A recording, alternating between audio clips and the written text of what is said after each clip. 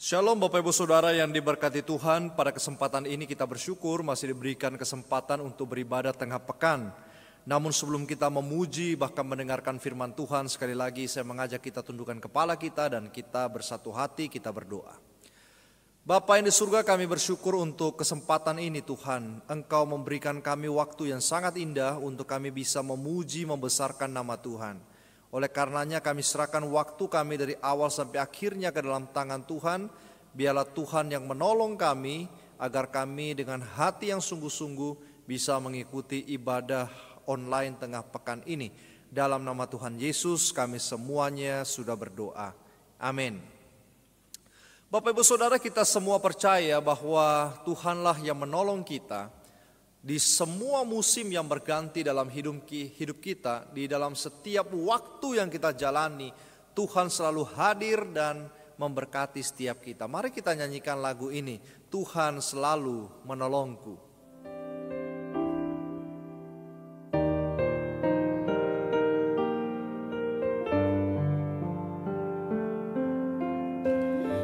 Musim akan selalu kasih Tuhan tetap abadi, tak akan berubah sampai selamanya. Ku tetap percaya, ku yakin Tuhan memberkati. Yakin Tuhan melindungi, burung di udara Tuhan pelihara karena kasih-Nya. Tuhan selalu menolongku,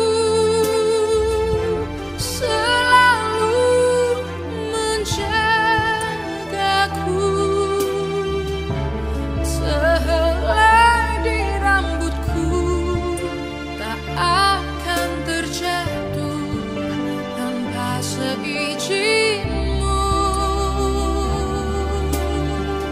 Tuhan selalu menolongku,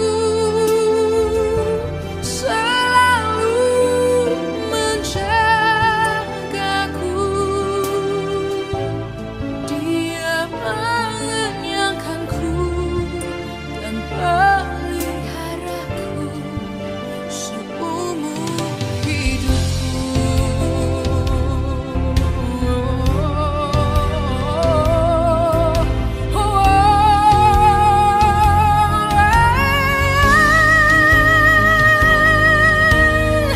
Tuhan selalu menolongku, selalu menjagaku, sehelai di rambutku tak akan terjatuh tanpa seizin-Mu. Tuhan selalu menolongku, selalu menjagaku. Dia mengenyangkanku dan peliharaku seumur hidupku. Dia mengenyangkanku dan peliharaku seumur hidupku.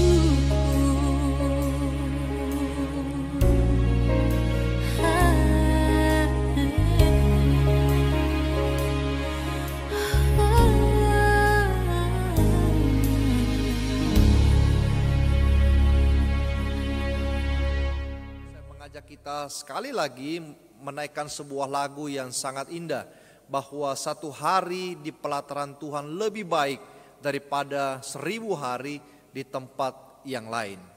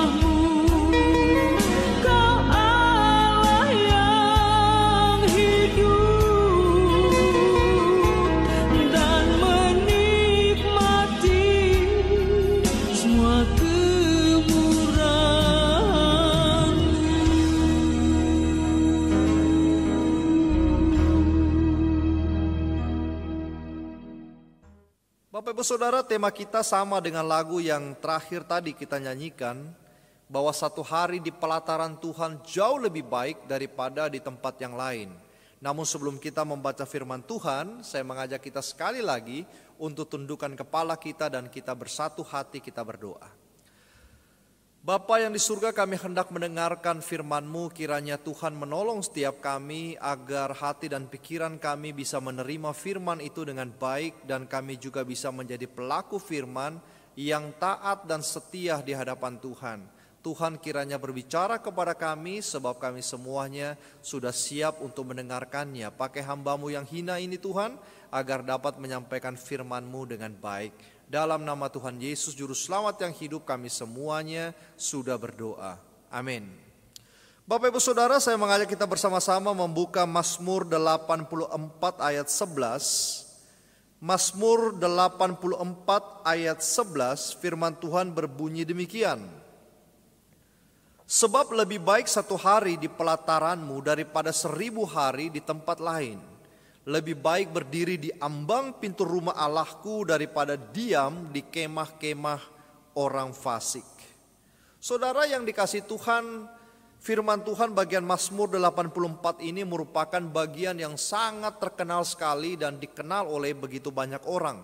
Bahkan dijadikan sebuah lagu supaya kita semuanya mengingat bahwa satu hari di hadapan Tuhan, di hadirat Tuhan jauh lebih berharga daripada di tempat lain di mana kita biasa bersenang-senang dan mencari waktu untuk melepaskan stres kita di tempat yang lain. Di pelataran Tuhan dikatakan di sini adalah halaman bait suci, Bapak Ibu Saudara. Tetapi lebih jauh daripada itu, saya mengajak kita untuk melihat dua hal penting di dalam satu ayat yang singkat ini. Yang pertama, pelataran itu sudah cukup bagi saya. Halaman itu sudah cukup bagi saya. Banyak orang menyangka bahwa Mazmur 84 ayat 11 ini ditulis oleh seorang yang bernama Daud, yang merupakan kerinduan besar terhadap Allahnya. Karena acap kali kita menemukan tulisan-tulisan Daud atau Mazmur-Mazmur Daud memang berbunyi curhatnya kepada Tuhan, lalu juga bagaimana dia menyatakan isi hatinya bahwa betul-betul dia sangat ingin dekat dengan Tuhan. Tetapi ternyata penulis Mazmur 84 ini bukanlah Daud, tetapi Bani Korah. Kalau saudara lihat pada ayat 2 awal, di situ disebut sebagai Mazmur Bani Korah. Siapa sebenarnya Bani Korah itu, Bapak Ibu Saudara? Dan apa hubungannya dengan kerinduan mereka di pelataran bait suci? Banyak orang bertanya, siapa itu Bani Korah? Kalau Daud, Musa yang menuliskan beberapa mazmur, Bapak Ibu Saudara dan saya pasti kenal.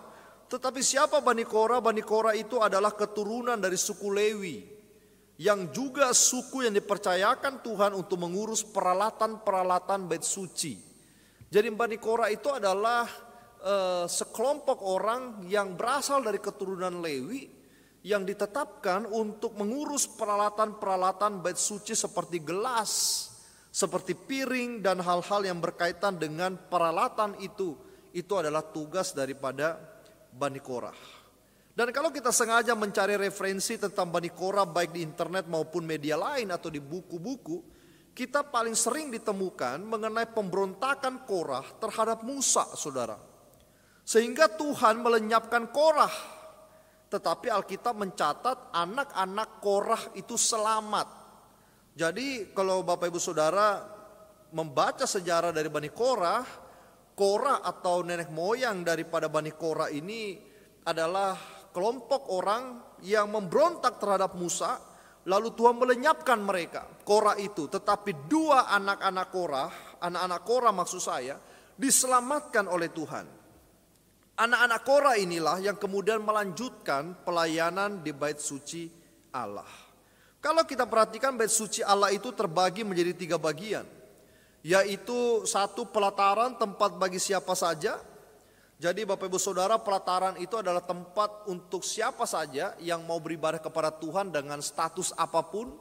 Di situ tempatnya. Yang kedua, ruang suci atau tempat bagi para imam. Jadi masuk dari pelataran itu adalah tempat para imam, dan ruang maha suci tempat yang hanya boleh dimasuki oleh imam besar dan hanya sekali di dalam 1 tahun. Jadi ada 3 lapisan. Yang pertama umum, yang kedua tidak umum tetapi para imam, dan yang ketiga, lapisan yang ketiga adalah tempat imam-imam besar, tetapi itu pun hanya bisa dimasuki di dalam 1 kali di dalam 1 tahun. Jadi pelataran itu adalah tempat paling luar atau kemah suci atau bait Allah. Pelataran ini jugalah yang dimaksudkan dengan ambang pintu rumahku. Karena Bapak Ibu Saudara bahwa untuk masuk ruang maha suci ada pelataran, kemudian yang memisahkan pelataran dengan ruang maha suci itu adalah ambang pintu itu. Itu yang kita baca di dalam ayat 11 bagian B tadi. Kalau kita mencoba memahami makna sebenarnya mereka tidak berjumpa dengan Tuhan. Beda dengan para imam yang langsung dikatakan memiliki hubungan komunikasi dengan Tuhan. Jadi Bani Korah ini tidak langsung berhubungan dengan Tuhan. Mereka hanya merasakan Tuhan ketika berada di dalam pelataran itu. Namun apa yang mereka katakan? Lebih baik 1 hari di pelataranmu daripada 1000 hari saudara di tempat lain. Lebih baik 1 hari di halaman bait suci, di halamannya ini saudara, daripada di tempat lain 1000 hari. Pujian ini adalah sebuah kerinduan yang dalam, kerinduan yang besar, sungguh ingin berjumpa dengan Tuhan yang ajaib itu. Dan kalau kita maju di dalam Mazmur 63 ayat 2-7, di situ Daud pernah mengatakan begini, "Ya Allah, Engkaulah Allahku, aku mencari Engkau. Jiwaku haus kepadamu, tubuhku rindu kepadamu, seperti tanah yang kering dan tandus tiada berair. Apabila aku ingat kepadamu di tempat tidurku, merenungkan Engkau sepanjang kawal malam." Saudara, apa yang dikatakan oleh Bani Korah sejalan dengan apa yang dikatakan Daud. Orang yang sungguh merindukan Tuhan, saudara, akan selalu berseru-seru bahwa ia ingin berjumpa dengan Tuhan. Ia ingin punya hubungan dengan Tuhan. Sebab satu-satunya hal yang paling indah di dalam hidupnya ini adalah bersama Tuhan. Saudara, orang-orang spiritualitas, orang-orang spiritual, orang-orang yang punya kesalehan hidup, orang-orang yang sungguh-sungguh ingin menikmati sukacita itu adalah orang-orang yang tidak pernah ingin terlepas dari Tuhan. Kalau saudara dan saya hari ini tidak memiliki sama sekali kerinduan kepada Tuhan, iman kita perlu dipertanyakan. Kalau kita pada hari ini sungguh-sungguh ingin merasakan Tuhan hadir di dalam hidupku, mungkin kita seperti Bani Korah, saudara, bahwa lebih baik aku 1 hari di pelataran Tuhan bersama Tuhan daripada 1000 hari di tempat yang lain. Hari ini begitu banyak orang-orang yang meninggalkan firman Tuhan, bahkan meninggalkan Tuhan, atau tidak ke gereja sekalipun, saudara, atau tidak online sekalipun, oleh karena mereka merasa tidak penting itu Tuhan. Mereka Kristen, mereka dibesarkan dengan didikan Kristen, iya, mereka tahu Alkitab, iya. Tetapi berapa banyak orang yang sebenarnya tidak memiliki hati atau kerinduan untuk datang kepada Tuhan. Dia tokoh agama, dia aktivis gereja, dia majelis gereja, hamba Tuhan sekalipun. Ada jemaat-jemaat yang biasa-biasa, tetapi sungguh-sungguh memiliki iman dan kerinduan yang besar untuk tiap hari datang sama Tuhan. Tanpa datang sama Tuhan dia merasa kering sekali hatinya. Itu yang dikatakan Daud di sini. Jiwaku haus kepadamu, tubuhku rindu kepadamu seperti tanah yang kering dan tandus tiada berair. Tanpa kita mencari Tuhan, tubuh hati kita seperti tanah kering dan tandus.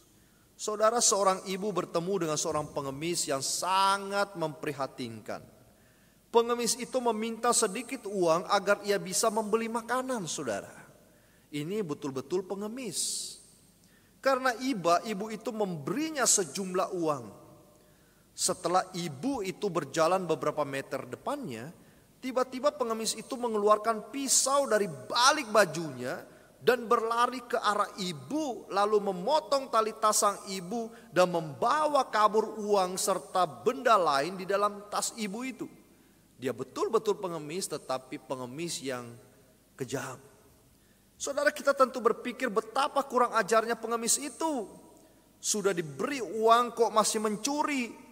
Tetapi ketika kita memaki pengemis itu, bukankah kita sebenarnya juga sedang memaki diri kita sendiri? Tuhan memberikan kita 6 hari bekerja dan hanya meminta 1 hari untuk berbakti kepadanya. Itu pun hanya beberapa jam. Tapi kita malah mencuri waktu untuk Tuhan dan kita pakai untuk bekerja.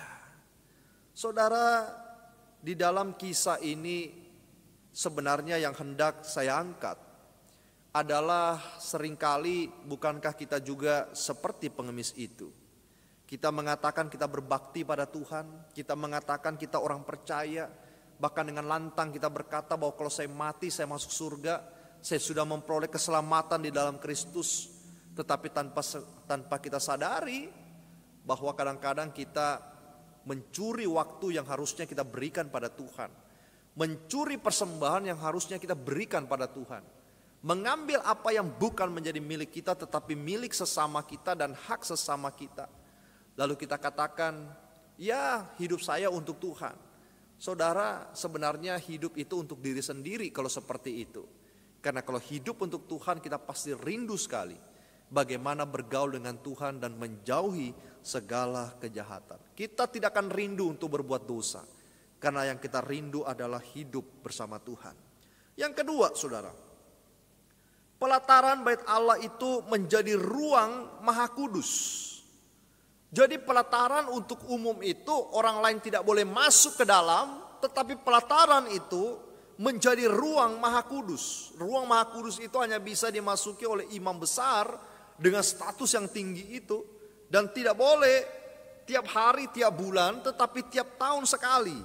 Matius 27 ayat 51 dikatakan bahwa tabir bait Allah terbelah 2, dan apa yang menyebabkan tabir itu terbelah 2 bukan gempa bumi. Karena sebelum dicatat gempa, tabir itu lebih dulu terbelah 2. Maknanya adalah hilangnya pemisah di dalam bait Allah. Bapak Ibu Saudara, ketika Yesus mati di atas kayu salib, gempa bumi itu kemudian terjadi, lalu tabir bait suci terbelah dua, yang berarti maka pada waktu itu tidak ada lagi yang namanya pelataran secara simbolik, tetapi yang ada adalah penyatuan langsung antara engkau dan Allah. Jadi tabir yang menutup bait suci itu dibelah oleh kematian Tuhan.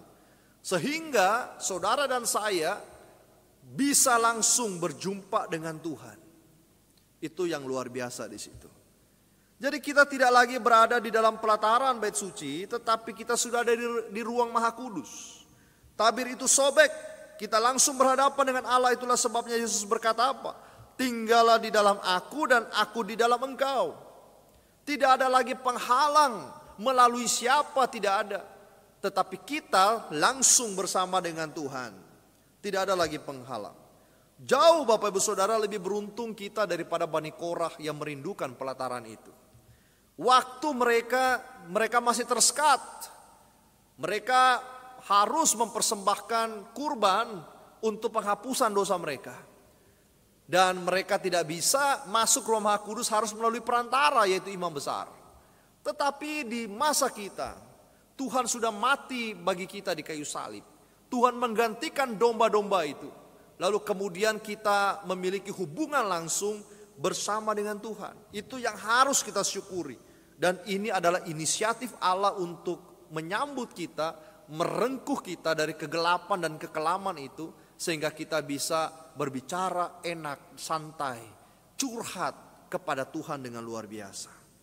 Namun ironis sekali saudara, justru di tengah-tengah perjumpaan yang bisa langsung itu, orang-orang lebih senang justru berada dan tetap berada di pelataran itu. Orang-orang yang harusnya bisa langsung berjumpa dengan Tuhan tanpa penghalang itu, mereka justru mundur.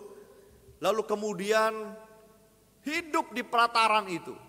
Padahal Tuhan membuka pintunya agar kita masuk bersama-sama dengan Dia dan makan bersama dengan Dia. Saudara, Bani Korah memang berkata, lebih baik satu hari di pelataran Tuhan, yang berarti enak sekali di hadirat Tuhan. Kalau Bani Korah diberikan kesempatan berada di zaman kita, dia akan berkata enak sekali di dalam pangkuan Tuhan Yesus. Tetapi hari ini kita, mungkin kalau kita hidup di zaman Bani Korah, kita berkata lebih baik 1000 hari di tempat lain daripada satu hari di halaman ngapain. Kenapa? Karena pada hari ini saja, ketika kita bisa masuk dalam ruang Maha Suci bersama-sama dengan Tuhan, masih banyak orang yang ogah. Masih banyak orang yang menarik dirinya. Masih banyak orang tidak nyaman bersama dengan Yesus. Masih banyak orang menyekat hidup-hidupnya dengan menjadikan yang lain lebih berharga daripada Yesus. Keluargaku lebih berharga, hartaku lebih berharga, statusku lebih berharga, apapun lebih berharga. Dan Yesus sekian nomor di dalam hidupku. Padahal Yesus datang untuk menjadi raja, bukan di dalam kehidupan kita. Yang lain tidak akan menyelamatkan kita. Yang lain tidak akan memberikan kita kenyamanan luar biasa. Hanya Yesus yang mampu, saudara. Banyak orang sibuk urus dirinya sendiri, sampai tidak sempat beribadah pada hari Minggu, saudara. Hari ini bukankah kita lebih dipermudah, bukan? Tidak ke gereja dan segala macam, kita tinggal online di rumah. Tetapi di sini justru kita diuji. Seberapa rajin kita masih ikut ibadah online yang sebenarnya sangat santai dan rileks di rumah itu. Bapak Ibu Saudara, Yesus sudah bersusah payah menyobek kain penghalang itu sehingga tidak ada lagi pemisahan antara Allah dan manusia. Agar tidak ada lagi manusia yang hanya di pelataran tanpa berjumpa dengan Tuhan. Gereja dan tidak ke gereja mah orang katakan sama aja, online dan tidak online mah sama aja. Itu sebabnya hari ini Bapak Ibu Saudara, orang Kristen memang makin bertambah. Tetapi orang yang beriman melakukan firman Tuhan makin berkurang. Ada seorang tukang sate bertanya pada Tuhan begini, Tuhan, mengapa daging kambing lebih mahal daripada daging Kristus? Tuhan, mengapa daging kambing lebih enak daripada daging Kristus? Tuhan, mengapa daging kambing lebih laris daripada daging Kristus? Tuhan, mengapa tubuh kambing, tubuh sapi, tubuh kerbau lebih mahal daripada tubuh Kristus? Mengapa warung sate berjubel, tetapi gereja sepi-sepi saja? Tuhan, mengapa orang Kristen enggan melumuri daging Kristus dengan kecap dan garam dan merica, agar gereja jadi enak dan ramai dan daging Kristus jadi manis, hingga lebih laris daripada daging sapi, daripada daging kambing, daripada daging ayam? Tuhan, mengapa orang Kristen tidak melakukannya, hingga gereja makin hari makin sepi? Saudara, kalau kita seperti Bani Korah, saya percaya bahwa daging Kristus jauh lebih berharga daripada daging sate, Bapak Ibu Saudara. Sehingga kita pun bisa berkata, Tuhan, lebih baik 1 hari bersamamu daripada 1000 hari bersama yang lain. Lebih baik 1 hari hidup bersamamu, bersama keluargaku hidup denganmu, daripada kami bersama di tempat yang lain. Saudara, di saat-saat kita mengalami kesulitan untuk datang bertemu Allah, mungkin kita merasa malu karena dosa-dosa kita merintangi kita. Mungkin hari ini kita berkata, Tuhan, aku mau datang, tapi sudah terlalu banyak dosaku. Aku malu, Tuhan, untuk berjumpa denganmu. Saudara, Tuhan selalu tunggu sama kita. Kita tidak pernah dan tidak usah malu untuk datang kepada Tuhan, membuka hati kepada Tuhan, dan Tuhan pasti menerima setiap saudara dan saya. Tuhan yang sudah mengoyak tabir itu untuk memisahkan antara kita dan Allah, sekarang Tuhan ingin tidak ada penghalang antara kita dan Dia. Dia ingin kita datang kepadanya tanpa ada penghalang, tanpa ada rasa bersalah, tanpa ada rasa malu, tanpa ada kemalasan. Dia ingin kita berjumpa pribadi dengan Dia. 1 hari di hadiratmu jauh lebih berharga daripada 1000 hari di tempat lain. Tuhan memberkati. Mari kita berdoa. Bapa yang di surga, kami datang kembali kepada Tuhan pada saat malam hari ini. Kami menyerahkan waktu kami ke dalam tangan-Mu, sebab waktu ini adalah jahat adanya. Dan kami rindu, Tuhan, perteguh iman kami, perkuat komitmen kami. Jadikan kami orang Kristen yang selalu rindu akan firman-Mu. Karena kami tahu, Tuhan, bahwa betapa kering dan akan mati kami jikalau kami tidak hidup bersama-sama dengan Tuhan. Jangan lepaskan tangan kami, tetaplah genggam kami, Tuhan. Tetaplah kasihi kami, tetaplah Tuhan mencintai kami. Kami berdoa bagi gereja-Mu, kami berdoa bagi Indonesia, kami berdoa bagi dunia, agar makin hari nyata kasih dan kuasa-Mu, agar makin hari makin baik, dan makin hari nama Tuhan dimuliakan, dan kami semuanya bisa bersuka cita, oleh karena Tuhan hidup bersama dengan kami, dan kami hidup bersama Tuhan. Dalam nama Tuhan Yesus Juru Selamat yang hidup, kami semuanya sudah bersyukur dan berdoa. Amin.